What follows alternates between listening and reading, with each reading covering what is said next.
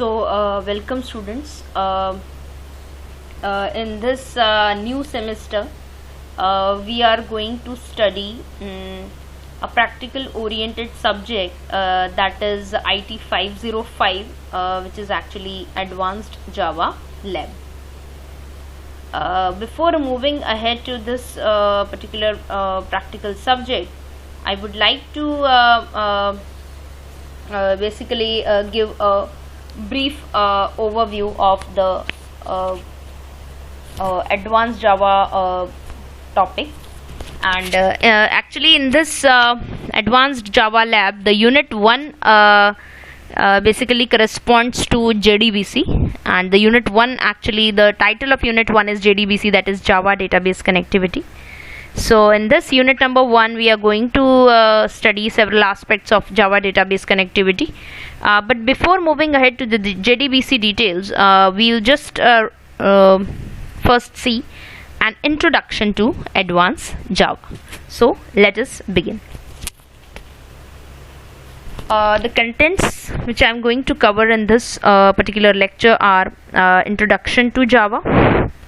Then we will see several topics related to this particular Java, where actually we are in topic number 1, we are going to focus on Advanced Java. Introduction to Advanced Java we will see in that topic. Then topic number 2, we will see need for Advanced Java. Why do we need Advanced Java? In topic number 3 corresponds to Core Java versus Advanced Java. Here we are going to differentiate between Core Java versus Advanced Java. Then we will see the learning outcomes, then research scope, and then the references. So let us begin. Basically, before moving ahead to the introduction to Advanced Java, we'll just see an introduction to Java first. Yeah. So let us begin. First, what is Java? We all know that it is a programming language which was developed by James Gosling and Sun Microsystems in 1991. We all know that. What was the target of the Java programming language? Actually, the target of the Java was to write a program once and then make it run on multiple operating systems. So the basic motive of this Java programming language was to we can say write a program once and then run this program on multiple OS. And the current version of the Java right now, which is ongoing, is Java 1.8, which is also known as Java 8. Actually, there are several software and enterprise editions of Java which actually belong to either Core Java and Advanced Java respectively, but that we will study in our forthcoming lectures. Meanwhile, Java can be defined by a specification, and it consists of a programming language, a compiler, core libraries, and a runtime environment. Obviously, there is a runtime environment that is called as JVM, Java Virtual Machine, which is actually responsible for basically we can say creating those .class files or the bytecodes, which we have already studied in Core Java concept. And it is, we can say that Java can be defined by a specification, and it actually consists of a programming language. It can be said as it's a programming language basically, and it consists of a compiler. There are several core libraries which are present in this particular programming language, Java programming language, and several packages and core libraries are already present in this Java specification. So we can say programming language actually incorporates these core libraries. So we can say that Java has defined a standard, we can say standard or certain rules or specifications which it actually incorporates on several we can say topics like compiler, core libraries, runtime environment, JVM. So JVM is a runtime environment which is actually provided in this particular Java programming language, and it's mentioned in the specification document of Java. So basically the Java, we can say it can be defined by its own specification, where actually the specification incorporates compiler, core libraries, and a runtime environment or JVM, Java Virtual Machine. Now there are several features of Java which we all know very well. What are those features? Object oriented. Obviously, Java is an object oriented language which incorporates several concepts like classes, objects, polymorphism, inheritance, etc.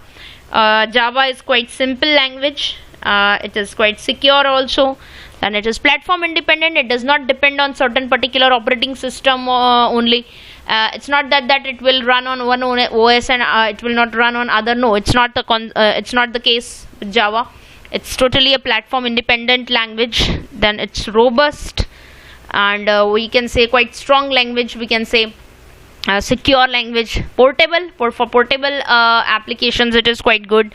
It's architectural neutral. It does not depend on certain particular machine architecture, CPU architecture. No, it's not that. It's architecture neutral. For dynamic applications it is a very good we can say programming language. Interpreted, Java is quite we can say it's basically an interpreted programming language. It gives a higher performance as compared to other languages like C, C++, and it's multi-threaded. Multi-threaded means several processes running at the same time. This kind of concept has incorporated in Java. So multi-threaded is another feature of Java. So there is a distributed computing concept is also can be carried on using the Java. Rather, we can say advanced Java incorporates this particular type of feature in itself, where it helps to carry on these distributed type of applications on several servers located in different networks. So distributed application is also one of a kind of we can say feature of Java. Now we'll discuss about the introduction to advanced Java. Why actually the what was the need we studied about Java concepts, because we can say that core Java or we can say just the basic concepts of Java must be known to us. So just we recalled it in the starting slide. Now we'll go ahead with the introduction to advanced Java. Actually, most of us already know that normal applications can be easily built using core Java concepts. We know that normal web applications can be built using the basic core Java concepts. But when it comes to developing web applications, now if we have to develop certain web applications, then in that case we can say that advanced Java fundamentals are we must know the advanced Java fundamentals like JSP, servlets, JDBC, etc. These are the fundamental concepts related to advanced Java technology. So Java server pages, servlets, Java database connectivity, etc. All these belong to advanced Java fundamentals. So if we need to develop certain particular web applications, then we cannot go ahead with the core Java. Rather, we will have to proceed towards the advanced Java. Then only we'll be able to develop any particular web application. So if we talk about the normal applications, then those can be built using core Java. But normal software applications, if we talk about them, they can be easily built using core Java. But if we talk about certain web applications need to be developed, then in that case advanced Java is a good choice. And it actually includes JSP, servlets, JDBC, etc. They can add on to the capabilities, we can say, and the features of the application. So any particular web application, if we have to enhance the capabilities and the features of those applications, then these technologies must be incorporated in these, that is JSP, servlets, JDBC, etc. Advanced Java is everything that goes beyond core Java. Most importantly, the APIs, which are defined in the Java Enterprise Edition. It includes servlet programming, web services, the persistence API, etc. So if we talk about the we can say why do we need advanced Java, or why we are actually using it when we are using core Java. But actually the discussion comes when we actually compare core Java and advanced Java, and then it comes to our mind that web applications, when they are to be built, then obviously we have to opt for advanced Java, because the features which are incorporated in advanced Java technology are quite good. And we can say obviously web applications need certain particular higher we can say concepts to be applied, so they can be applied using advanced Java. So advanced Java is everything which we can say that it goes beyond core Java. So core Java is just a core concept. It's just a basic concept for means simple software applications can be built using core Java. But if we need to build certain web applications, then we will have to opt for the advanced Java, because it includes certain concepts like JDBC, servlets, servlet programming, etc. So most importantly, the APIs actually make it quite, we can say, peculiar one or different one from the core Java. So most importantly, the APIs or the application programming interfaces which are defined in the Java Enterprise Edition. So the JEE is the one which actually is meant for advanced Java applications. So the Java Enterprise Edition is basically meant for the we can say advanced Java concept. So most importantly, the APIs or the application programming interfaces which are defined in Java Enterprise Edition, they include what? They include actually the servlet programming, so web services and the persistence APIs, etc. So we can say that all these properties or the programming properties which are actually included in the Enterprise Edition, that is quite higher. And due to these APIs, we can say that is why it is called as advanced Java, because of the application programming interfaces which are we can say defined in the Java Enterprise Edition. The properties actually make the Java technology quite higher, or the concepts go quite higher. So that is why the technology is called as advanced Java. It is a web and enterprise application development platform which basically follows client and server architecture. So we can say that advanced Java, it's a web and enterprise application development platform which basically follows client server architecture. Now we will discuss that what is the need for advanced Java. Actually, advanced Java, that is Java Enterprise Edition, gives the library to understand the client server architecture for the web application development which core Java doesn't support. So this client server architecture which we are talking about is basically we can say it's mandatory for the web application development, and this is not supported in the core Java concept, or the core Java technology doesn't support it. So basically advanced Java, that is we can say the Java Enterprise Edition, which is obviously the advanced Java technology. So Java Enterprise Edition is one which gives us the library to understand this client server architecture for web application development. For the web application development, this JEE, or we can say the Java Enterprise Edition, is responsible for we can say means this particular Java Enterprise Edition basically gives a or incorporates a library in it which help us to understand the client server architecture for the web application development, and this was not supported by the core Java. So that's why we'll opt for the advanced Java. J2EE, Java 2 Enterprise Edition is platform independent, Java centric environment for developing, building and deploying web based applications online. So J2EE is platform dependent, platform independent, I would like to say platform independent. J2EE is platform independent and Java centric environment for developing, building and deploying web based applications online. So it actually follows a Java oriented or we can say Java centric environment for developing, building and deploying web based applications online. It also consists of a set of services, certain APIs, certain protocols are there in the advanced Java, and which provides the functionality that is necessary for developing multi-tiered web-based applications. So if we need to develop any multi-tiered web-based application, then there is a need that we must opt for advanced Java, because it consists of a certain particular specialized set of services, and also it incorporates certain application programming interfaces, and also there are certain protocols which are included in the advanced Java. So they basically provide the functionality which is very necessary for if you want to develop multi-tier architecture applications or web-based applications. So this is these are the points we can say why do we need the advanced Java. So advanced Java is also J2EE is obviously it's platform independent and Java centric environment. We can say the J2EE is a Java centric environment basically for developing, building and deploying web-based applications online, and it follows a client server architecture.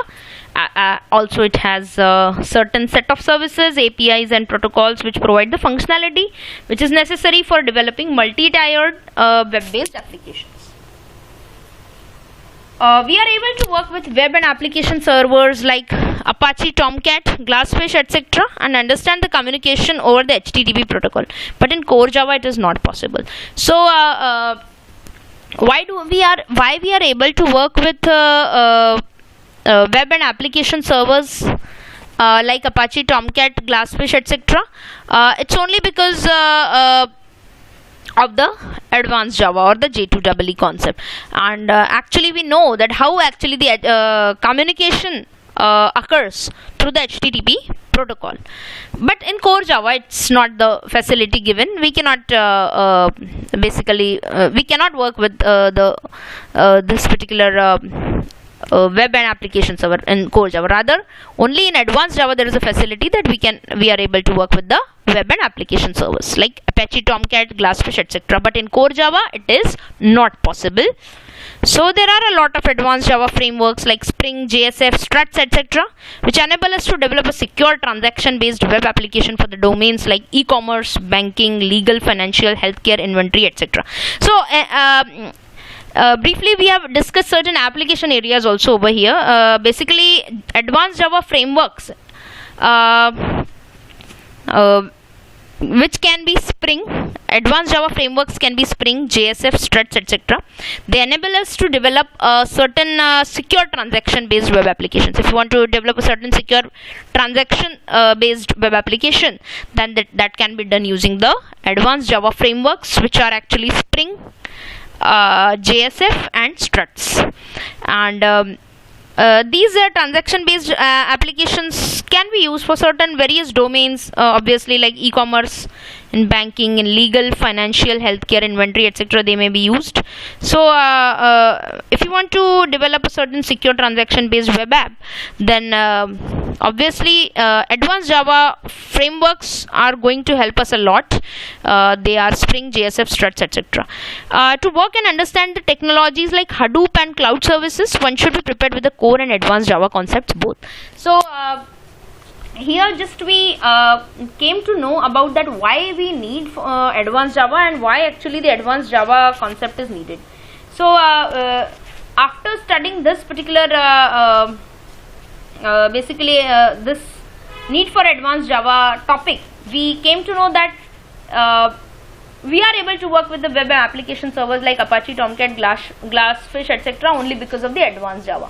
And also basically we can understand the communication, how it occurs over the HTTP protocol, but in core Java it was not possible. So in core Java we were not able to work with all these certain peculiar applications related to web and application servers. But in advanced Java we are able to work with the web and application servers like Apache Tomcat, Glassfish, etc. Also we saw that J2EE is also platform independent only, and it basically uses the Java centric environment for the developing and building and deploying of web based applications online. So and also at last we saw that if we need to study these technologies like Hadoop and cloud services, then one should be prepared with both type of concepts. Means it's not that and only advanced Java. For a Hadoop and cloud services, we must know the both type of concepts, like that is core and advanced Java concepts, both must be known to us. Now we will study about the JDBC. Means we will just see overview, or we can say an introduction part of the Java database connectivity, which is an integral part of the advanced Java topic, and it's the unit number 1. Basically the heading of unit number 1 is Java database connectivity. Java database connectivity is a standard Java API for database independent connectivity between the Java programming language and wide range of databases. So what is the purpose of JDBC? As the name suggests, its name is Java database connectivity. It's an application programming interface. It's a standard Java API, and it is meant for what? It is meant for providing the database independent connectivity, that is between the Java programming language and a wide range of databases. Means we can say n numbers of databases. With n numbers of databases, we can say that a connectivity can be provided between the certain particular Java programming language which is written on a certain particular machine, and it can be provided a connectivity with a wide range of databases. So this JDBC is a standard Java API. It's a application programming interface for a database independent connectivity means it does not rely on certain particular machine database. No, we can say independent database connectivity between the Java programming language and a wide range of databases is provided by the JDBC. And obviously this application program interface lets us encode the access request statements in structured query language. So basically there is a query language which has already been supported in this particular JDBC technology or API, Java API, that is SQL, structured query language. This API basically let us to encode the access request statements, whatever may be the queries or the access request statements are there, they can be encoded in a structured query language, that is SQL. They are then passed to the program that manages the database. So finally those queries which are written in SQL will basically be will then be passed on to the program which actually manages the database. So we just have to correctly specify the paths also for providing the Java database connectivity, and also we have to basically clearly mention whatever may be the access request statements are there, they must be encoded in the structured query language, and they can be then passed on to the program which actually manages the database. In that program we must actually mention certain particular paths for providing the connectivity with the database. It mainly involves opening a connection, creating an SQL database, executing SQL queries, and then arriving at the output. So there are several operations which are actually a part of this particular, we can say, API, application programming interface, JDBC, and it involves opening a connection, then creating a SQL database, then SQL database creation, then executing of the SQL queries, and then arriving at the result or the outcome or the output. So this is about the JDBC concept. Basically we can use JDBC API to access tabular data stored in any relational database. So any particular RDBMS, in RDBMS we can use in any RDBMS rather we can use JDBC API basically to access any tabular data which is stored inside any RDBMS. So by the help of JDBC API we can save, update, delete, and fetch the data from the databases. So we can say that with the help of taking this particular API's help, that is JDBC, we can say that we can save our save the data, then we can also update the data, we can also delete the data, and also we can fetch the data from the databases. It is similar to the Open Database Connectivity or the ODBC, which is provided by the Microsoft. Now we are going to discuss about the differences between the core Java versus the advanced Java. Core Java follows a single tier architecture. Advanced Java follows a two-tier architecture. Core Java basically means we can say that the edition which is used for core Java is Java Standard Edition, whereas advanced Java supports Java Enterprise Edition. Basically the we can say the package which is mostly used in core Java is java.lang.asterisk, whereas in advanced Java, javax.servlet.asterisk, this particular package has to be imported. Basically core Java is meant for general applications, and advanced Java is suitable for web and we can say mobile applications. Then core Java, we can say that object oriented OOPS concepts, data types, exceptional handling, array lists, etc. can be said as the, we can say, the certain features which are used in core Java, whereas swing, socket programming, thread, collection objects, etc. can be called as the we can say the concepts which are used in the advanced Java. So swing, socket programming, thread, collection objects, etc. Now we'll discuss the research scope of advanced Java. Internet basically can be used in several application areas, we know that, where actually the research finds a wider scope. So if we talk about the Java specifically and advanced Java, which is actually used in internet, so that's why we can say that internet is basically can be used in several application areas, and since we are developing web applications, so we can say that Advanced Java, since it's basically meant for developing web applications, and web applications obviously run on internet, so obviously internet can be used in several application areas where actually research finds a wider scope. And in that, if we see in that perspective, then in that case Advanced Java also have certain different research areas or application areas, we can say. So Java finds its research area in big data, Android applications, web development, framework. Java framework needs to be, we can say, more research can be done over here, so that better results may be achieved for better data accessing, etc. And also in big data also several, we can say, research work is ongoing. So if basically this particular big data and we can say that big data concept is nowadays quite, we can say that most prevalent these days, because terabytes of data are being generated. So there is a need that there must be some framework modification must be done, so that there may be a help that we can manage such a big data, and also these terabytes of data may be handled by the organizations. And so certain, we can say, research areas are needed to be, we can say, reviewed again. And these are the research areas only where the we can say the research can be more further continued.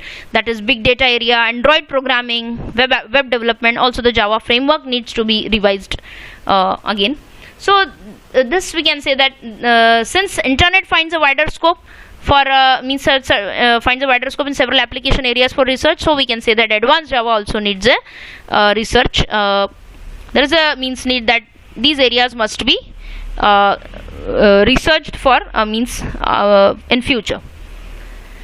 This article incorporates text and diagrams which I have included from the references which are given as below. Thank you.